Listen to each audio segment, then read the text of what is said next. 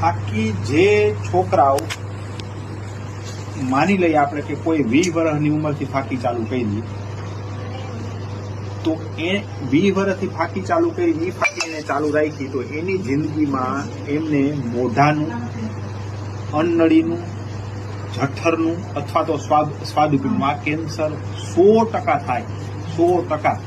બરાબર. તમે એક વસ્તુ સમજો કે એમાં મોઢાનું કેન્સર એ પાછી એમાં ખોપારીથી થાય, બાકી અન્નળી, જઠર અને સ્વાદુપિંડનું એમાં જે આપણે તમાકુ ખાઈ તમાકુથી થાય.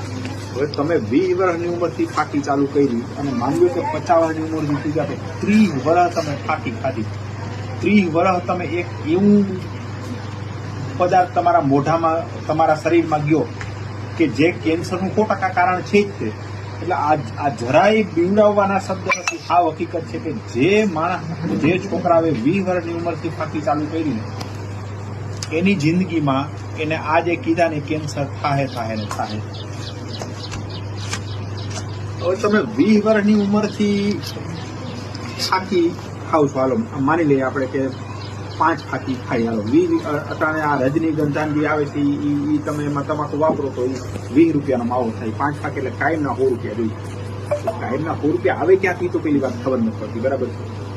તો કાયમના 100 રૂપિયા જોઈએ, 30 વર્ષના રૂપિયાનો હિસાબ કરજો. આ તો કેવું કાયમના થોડા જાય એટલે આપણે ખબર જ નથી પડતી.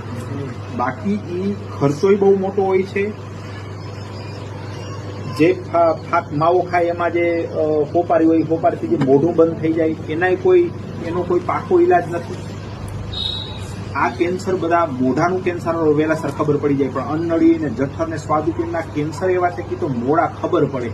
એટલે એ તો નિદાન થાય ત્યારે જ તે એમાંથી હાજર થઈ જાય, સ્ટેજમાંથી આગળ નીકળી જાય.